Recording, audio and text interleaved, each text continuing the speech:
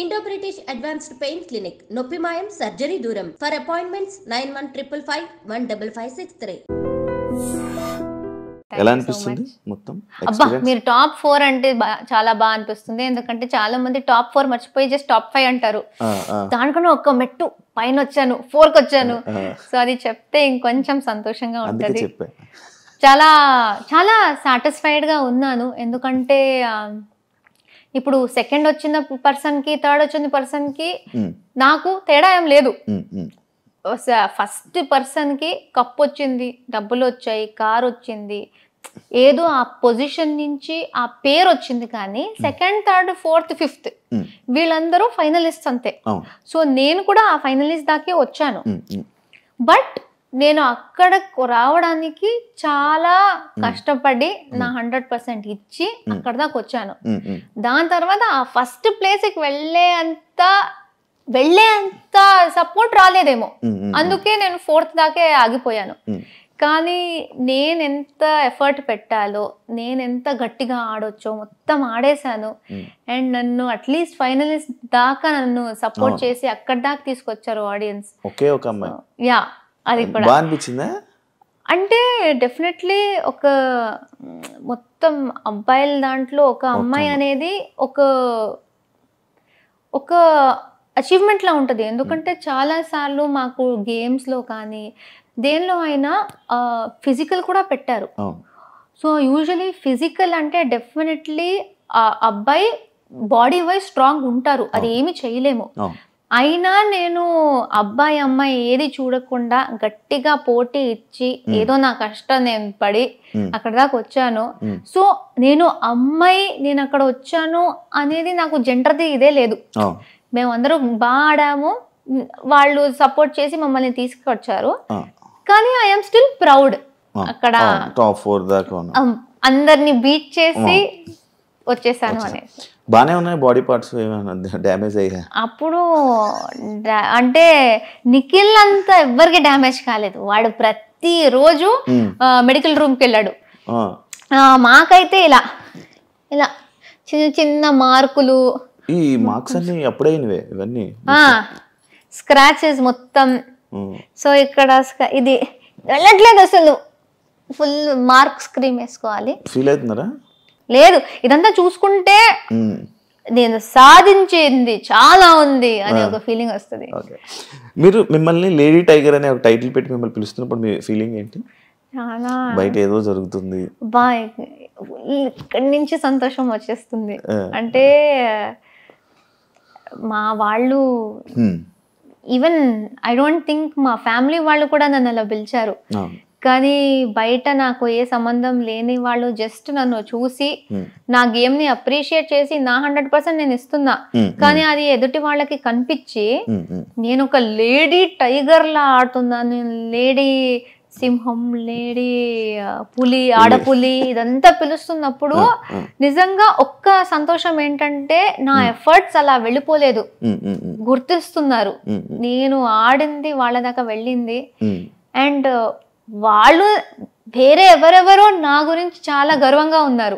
And నాకు ఈ title ఇస్తున్నారంటే అది చెప్పలేనంత సంతోషం. అది ఆనందం కూడా కాదు, అది అన్ని మిక్స్ అయ్యి ఒక ఫీలింగ్. అబ్బా అబ్బా ఏంటి అలా వాళ్ళకి నేను అంత నచ్చేసానా అలాంటి ఫీలింగ్. మీకు ఆల్రెడీ ఎక్స్పీరియన్స్ ఉంది, కన్నడ బిగ్ బాస్ సీజన్ లో ఎక్స్పీరియన్స్ ఉంది. ఆ ఎక్స్పీరియన్స్ వల్ల ఇక్కడ ప్రేరణ చాలా తెలివిగా మైండ్ గేమ్ ఆడింది అని అనే వాళ్ళకి ఏం చెప్తారు? నేను నిజంగా మైండ్ గేమ్ ఆడాను అని అనిపిస్తే నాకేం చెప్పాలో తెలీదు. ఎందుకంటే నేను ఇన్ఫాక్ట్ నేను మైండ్ గేమ్ ఆడుంటే 4th కాకుండా ఇంకొంచెం పైన వచ్చేదాన్నేమో అని నాకు అనిపిస్తుంది. నేను ఏమి ఆలోచించకుండా అక్కడ కెమెరాస్ ఉన్నాయా, మైక్లు ఉన్నాయా, టీవీ మీద ఉన్నానా, ఏది ఆలోచించకుండా అసలు నేను ఇంట్లో మా హౌస్ లో ఎలా ఉంటానో ఆ హౌస్ లో కూడా అలానే ఉన్నా. మా వాళ్ళ నా చెల్లితో నా ఫ్రెండ్స్ తో ఎలా ఉంటానో అక్కడ కూడా అలానే ఉన్నా. అసలు మా కో కంటెస్టెంట్స్ ని మీరు అడిగితే మీకు తెలుస్తుంది, అసలు ఒక ఆర్టిస్టా నువ్వు, ఒక హీరోయినా నువ్వు, మంచి కమెడియన్ లా ఉన్నావు నువ్వు, అరే నువ్వు ఒక హీరోయిన్ అని గుర్తు పెట్టుకో. కొంచెం పద్ధతిగా ఆడు, ఆ లెవెల్కి నాకు తిట్టేవారు. ఎందుకంటే అసలు ఆ హీరోయిన్ లా ఉంటాను, హీరోయిన్ నేను ఆ కాన్సెప్ట్ లోనే ఉండను. పిచ్చి పిచ్చి పనులు చేస్తూ ఉంటాను, స్నానం చేసుకోకుండా తిరుగుతూ ఉంటాను, గోక్కుంటూ ఉంటాను. అరే గోక్కోకరా ప్లీజ్, కెమెరాస్ ఉన్నాయి, నువ్వు గోక్కుంటూ ఉంటే ఎలా ఉంటుంది, నేను ఇలా గోక్కుంటూ ఉంటాను. సో జెన్యున్ గా సాలిడ్, మరీ ఇంత కూడా చూపించకూడదమ్మా నువ్వు ఎలా ఉన్నావు అనే లెవెల్కి నేను ఉన్నా. సో అది కన్నడ బిగ్ బాస్కి వెళ్ళింది కూడా మీరు ఒక క్లిప్ చూసేసి నేనేదో సీజన్ ఆడినట్టు చెప్తున్నారు, కానీ నేను ఏ సీజన్ లో ఉన్నారో చెప్పడానికి చెప్పండి. బికాజ్ నేను సీజన్ లో లేను.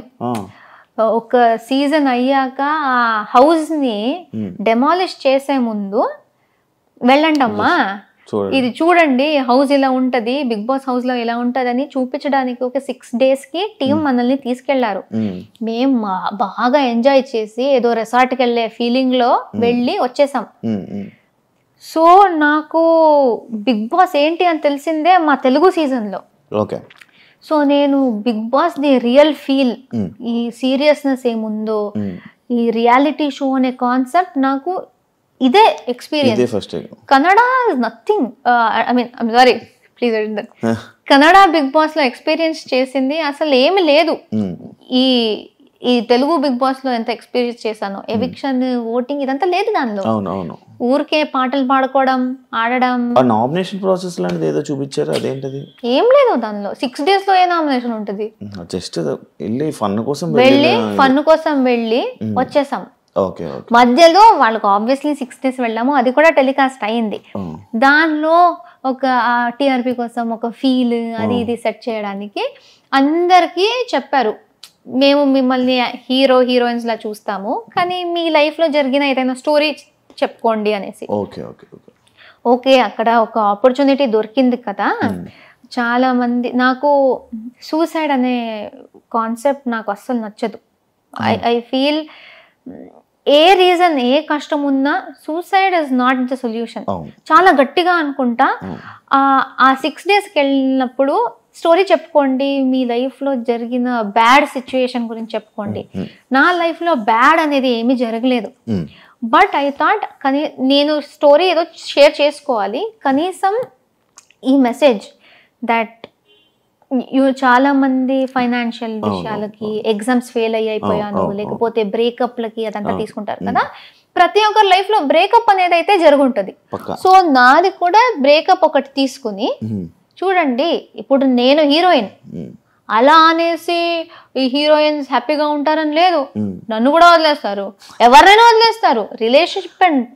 రిలేషన్షిప్ అంటే బ్రేకప్లు అవి ఇవి సహజం, దాన్నే లైఫ్ ఎండింగ్ అని తీసుకోకండి. మీకోసం మీ ఫ్యామిలీ ఉంటారు, మీ ఫ్రెండ్స్ ఉంటారు, వాళ్ళు ఇస్తున్న ప్రేమ అది తీసుకోండి. మేము ఫ్యామిలీ ఇచ్చిన ప్రేమని పక్కన పెట్టేసి ఆ ఒక లవ్ అనేది పట్టేసుకుని ఆ లవ్వే గ్రేటెస్ట్ అనుకుని అది ఫెయిల్ అయినప్పుడు నాకు ఇక లైఫ్ వద్దు అనుకుంటారు కదా, అది కాదు. So take your life seriously, మీకు ఎప్పుడు మీ ఫ్యామిలీ అనే వాళ్ళు ఉంటారు. ఈ మెసేజ్ ఇవ్వడానికి అది చాలా వైరల్ అయిపోయింది. So I think that is the video. నేను ఇప్పుడు వెళ్ళినప్పుడు ఐ థింక్ ఇదే వచ్చింది. సో చాలా మంది అనుకున్నారు నేను సీజన్కి వెళ్ళాను అనేసి, కానీ వెళ్ళే. ప్రేరణ గేమ్ ఏంటంటే అవతల వ్యక్తిని పోక్ చేసి వాళ్ళ రియల్ని బయటికి తీసుకొని వచ్చి ఇలా చేస్తూ ఉంటుంది, అవతల వాళ్ళని ఎక్కువ పోక్ చేస్తూ ఉంటుంది అని అన్నారు అనుకుంటున్నారు. యాక్చువల్లీ దానికి ఏం చెప్తారు? మీకు అందరూ నన్ను పోక్ చేసింది కనిపించలేదా అంటాను. ప్రతి ఒక్కరు అంటే నాకు అందరికి ఈజీగా తెలిసిపోయింది. ఇప్పుడు నాతో ట్రావెల్ చేసిన ఫస్ట్ ఓజీస్ అందరికి ఒక 1-2 weeks లోనే తెలిసిపోయింది దట్ నాకు కోపం ఫాస్ట్ గా వస్తుంది. అండ్ 5 weeks నేను ఉన్నా టీవీలో, వైల్డ్ కార్డ్స్ అందరూ నాకు ఎక్కడెక్కడ ఏమేం ట్రిగర్ అవుతుంది అంతా చూసుకుని వచ్చారు. సో ఒక్క పాయింట్ లో అయితే నాకు ఎక్కడ కోపం వస్తుంది, దేనికి కోపం వస్తుంది అందరికీ తెలుసు. ఈజీగా నన్ను ట్రిగర్ చేసేసారు. సో నాకు ఏదైనా తప్పు ఉంటే నేను తగ్గను, చెప్పేస్తా. మీరెవరైనా అండి, నా ఫ్రెండ్ ఉండండి, నాకు బాండ్ లేని వాళ్ళు ఉండండి, ఏదైనా తప్పు అనిపిస్తూ ఉంటే, లేకపోతే like if you're triggering me I will react. So అంతే. సో మీరు ఎలా ఉన్నారో దాన్ని నేను ఏ ప్రాబ్లం లేకుండా ఏ మొమాటం లేకుండా నేను చెప్పేస్తా. అది మీకు నచ్చక మీరు నేను నోరు జారుతున్నా లేకపోతే ఈమె ఏంటి ఇంత హార్ష్గా ఉంది అంటే మీరు అలా ఆడకండి, నన్ను ట్రిగర్ చేయకండి. మీరు నన్ను బ్యాడ్గా ట్రీట్ చేస్తే నేను దాని గురించి మాట్లాడతా. తట్టుకోను. మీరు నాకు ఎవరు అనేసి నేను తట్టుకోవాలి. మీరు నన్ను సరిగా మీరు నన్ను ట్రీట్ చేయట్లేదు. నేను కూడా కో కంటెస్టెంట్. సో నన్ను రెస్పెక్ట్తో ట్రీట్ చేస్తే నేను హ్యాపీగా ఫన్గా ఉంటా. నన్ను గోకాలి అంటే పోక అవా అనేసి మీరు వచ్చేసి ఓ ఈమె నవ్వుతూ ఉంటది అంటే ఎవరు నవ్వుతూ ఉంటారు? అలా సిచ్యువేషన్స్ లో మీరు హౌస్లో సీజన్ 8లో మీకు ఒక బిరుదు వచ్చింది, నోడుదోల అనేసి ఒక బిరుదు వచ్చింది. హౌస్లో ఎవరైనా ఇలా నోడుదోల పర్సన్ ఉన్నారంటే అది ప్రేరణ. లైక్ కొన్ని విషయాల్లో కొన్ని మాటలు విసిరేయడం, సిగ్గు లేదా, ఫక్ ఆఫ్, మళ్ళీ రాక్షసి ఏదో వర్డ్ వదిలేరు. ఈ వర్డ్స్ అన్ని ఎందుకు వాడడం జరిగింది ప్రేరణ? ఇప్పుడు నేను సారీ అనేది రెండిటికే. విష్ణు మ్యాటర్లో characterless and the F word in Nikhil's case. Vishnu దాంట్లో నేను వేరే ఏదో చెప్పాలి, నేను ఫేక్ క్యారెక్టర్ అని చెప్పాలి అనుకున్నా, క్యారెక్టర్ లెస్ అని వచ్చింది. ఫేక్ క్యారెక్టర్కి క్యారెక్టర్లెస్కి చాలా తేడా ఉంది.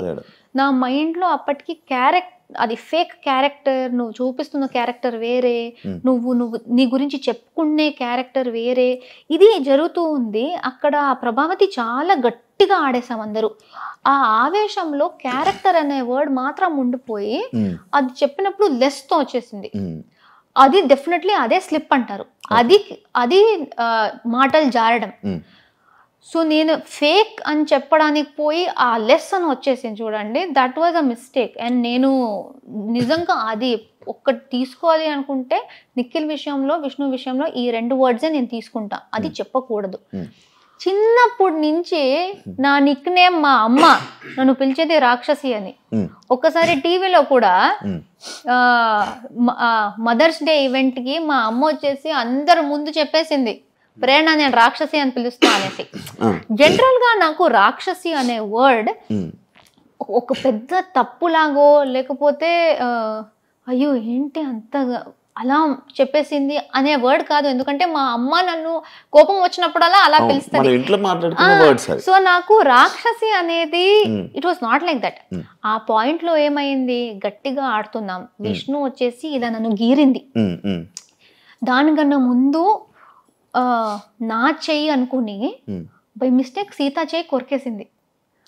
బట్ అది బై మిస్టేక్ సీతా చెయ్యి, విష్ణు కొరికింది నా చెయ్యి అనుకుని. సో నా లక్కీకి నేను తప్పిపోయా, లేకపోతే ఆ కోరిక నాకు వచ్చేది. సో ఇదంతా నాకు దీనికన్నా ముందే తెలిసింది.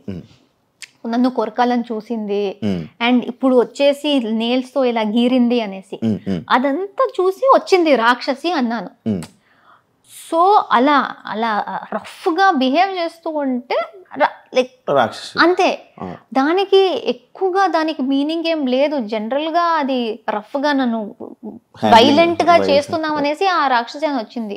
బట్ ఐ డోంట్ థింక్ అది నేను జారి చెప్పలేదు, ఆ యాక్షన్స్ కి నేను చెప్పాను. అలానే నిఖిల్ది జారడమే. ఎందుకంటే అప్పుడు జరిగిన situation I think over power ఎంత అయిందంటే, మేము యూజువలీ బయట జనరల్ గా చాలా వర్డ్స్, పిచ్చి వర్డ్స్ వాడుకుంటాం.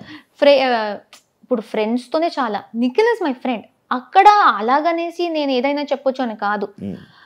ఇలాంటి షోలో చాలా కంట్రోల్ చేసుకుంటాం, ఇలాంటి వర్డ్స్ రాకూడదు అనేసి.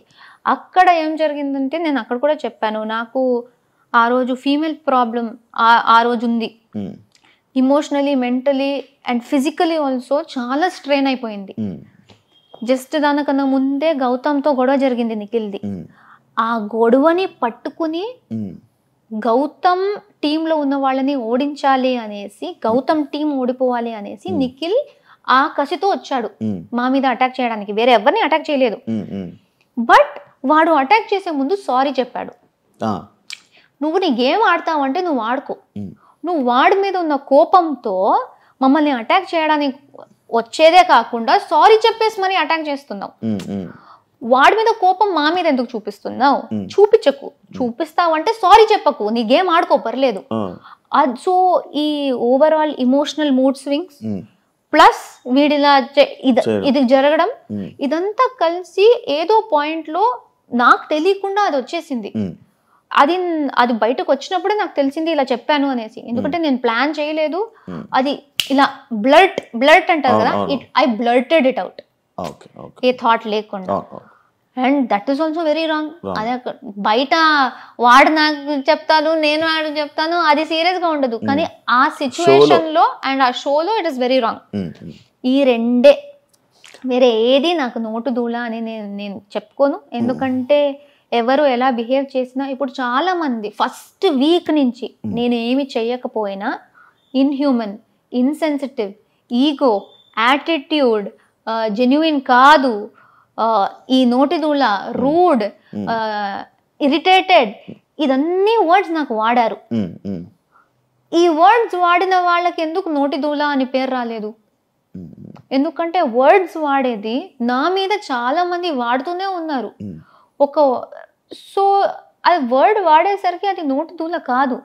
ఇప్పుడు నేను చెప్పుకోవాలి, వాళ్ళు ఇలా మాట్లాడారు కదా. గౌతమ్ ఏంటి అది సిగ్గు లేదా అంటే తెలుగు రాక, లేకపోతే వాడు సిగ్గు లేకుండా నవ్వాడు, నువ్వు సిగ్గు లేకుండా నవ్వుతున్నావు అని చెప్పాను. అది నోటిదూల ఎక్కడ, అది జారడం ఎక్కడ?